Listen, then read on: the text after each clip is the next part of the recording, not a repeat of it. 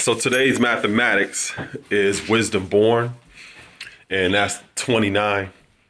So today I wanted to build on the wisdom born of the 29th degree in the 1 to 40s, which asks the question, tell us why was Yaqub so successful in all of his undertakings?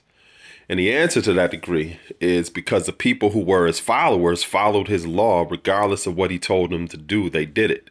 If not, they paid with their lives for every law that they broke. Yaqub didn't build prison houses for his people.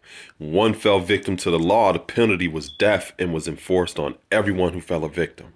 So in summary, this lesson is dealing with a zero tolerance policy or non-negotiables when it comes to manufacturing evil. And Yaqub is considered the father of the devil. So that's what that degree in summary is dealing with. Now, a zero tolerance policy in and of itself is not necessarily evil or negative. It can be used in that way. Like those of you who watch BMF or Power or any of those different street dramas, you see that a lot of times there is a zero tolerance policy being carried out when it comes to, corner boys messing up some money or people making certain type of decisions. They have to be cut off or they're done away with, right? And that's dealing with street drama.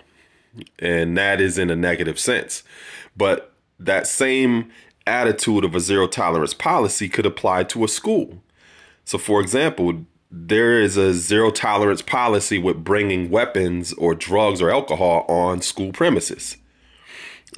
Same thing with certain type of businesses.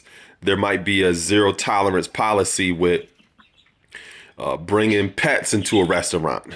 Of course, there may be certain type of leniencies offered for people who have service animals, but across the board, don't bring no pet pot-belly pig in this restaurant, right? So a zero tolerance policy is not negative or evil in and of itself. It's something that is an important protocol or standard to set in place in any kind of undertaking that you are invested in. Now, an undertaking is a venture, it's an enterprise, it's a project. And before you get involved in any kind of enterprise or project or any kind of venture, it's important to set standards or non-negotiables right off the bat. If you're striving to get into a relationship, there's certain things that you should bring to the table that are non-negotiables. If you are interested in being in a monogamous relationship and you're not open to an open relationship, that needs to be said up front. That's a non-negotiable for you. And that word being born from the door is a law that undergirds or underlines the expectations of what that relationship is going to be about.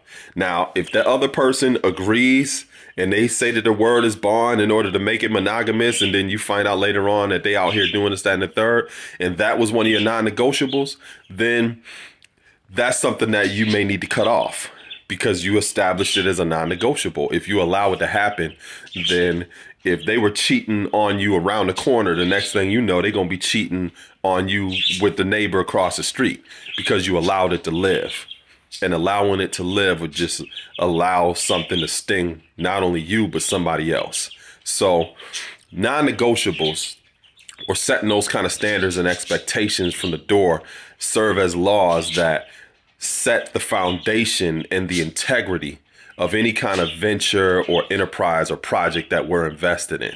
And in that degree, it says that Yaqub didn't build prison houses for his people. When one fell victim to the law, the penalty was death. And a prison is supposed to be a reformatory. It's supposed to be a correctional facility. And the reason that he didn't build a correctional facility or reformatory is because he had a zero tolerance policy. It's kind of contradictive if you have non-negotiables that regardless of whom or what, that's where your word is bond is about. And then at the same time, you're giving people options and opportunities when it comes to those non-negotiables.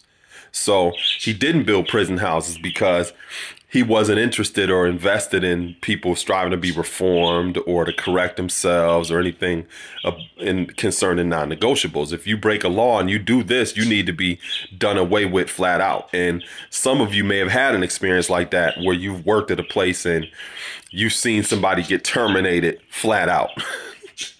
You know, there's other things that may require corrective counseling or some trips back and forth to human resources or some time off where they could get themselves together or whatever for them to be able to effectively perform their job function. But there's some things they need to be cut off straight. You stealing out of cash register? Terminated, period.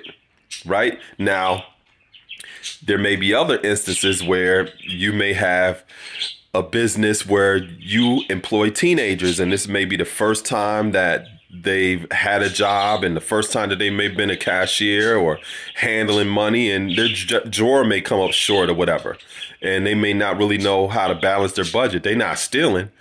They just need more practice and patience when it comes to, and training when it comes to the proper handling of money and being able to, you know, handle that drawer. So in that instance, you may not need to have a zero tolerance policy because they're not stealing.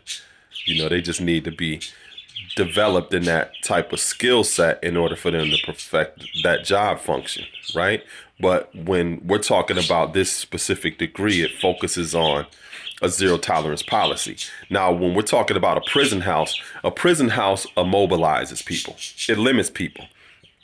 You know, how much evil are you going to be able to do if you're in an enclosure where you're not distracted by anybody, or, you know, or you don't have certain type of opportunities to do certain things? You know, it's easy to be a monk on a mountaintop. You know, be a monk in the midst of meditation with chaos going on around you. Or if you're a 5% and you get knowledge of self in the injustice, or you in the belly of the beast, or you learning about Islam, you become a Muslim while you locked up, or under these other different things. That's cool. Be a Muslim out here in these streets.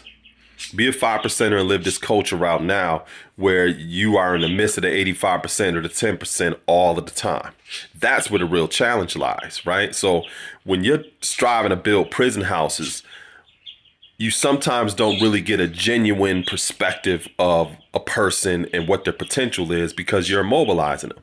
You're limiting them, and you really don't have a true sense of what they will and won't do. And a lot of times people are as loyal as their options.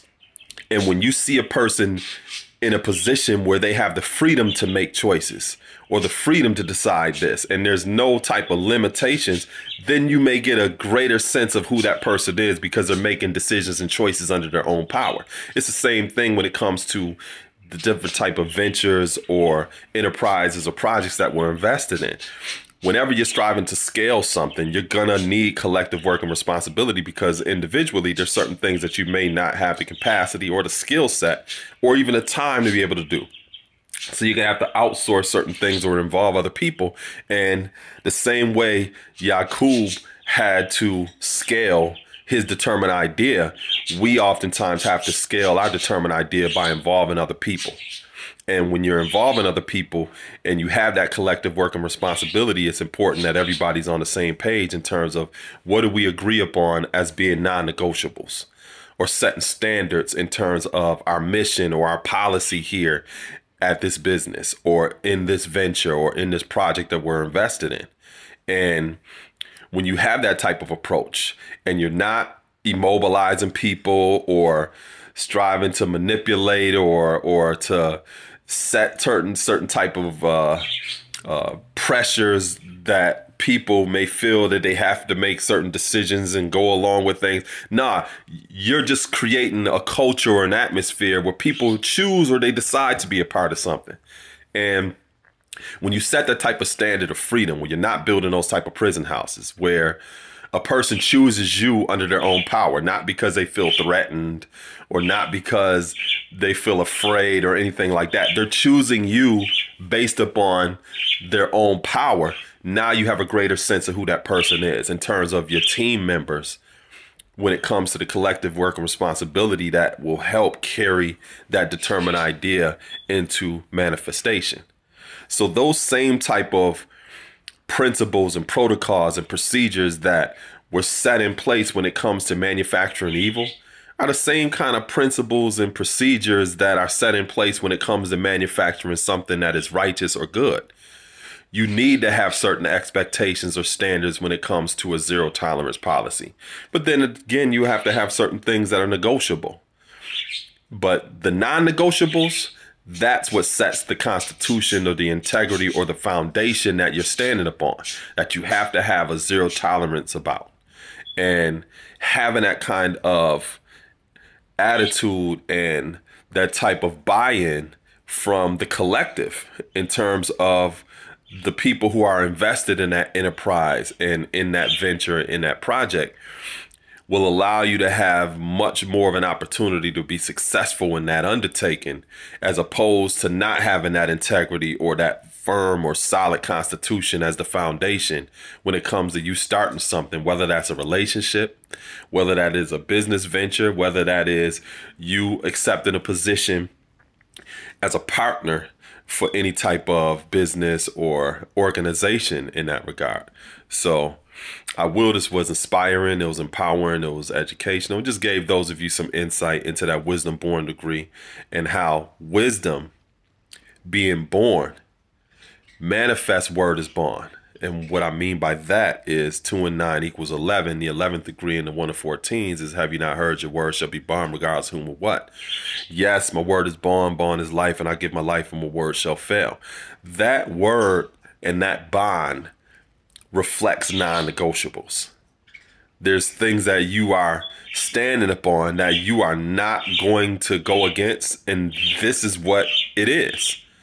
And before you get invested in any kind of business or enterprise or venture or project, it's important to set those standards as the foundation in terms of your word is being born, especially if you're dealing with a group of people, because that is really going to determine the success of that undertaking.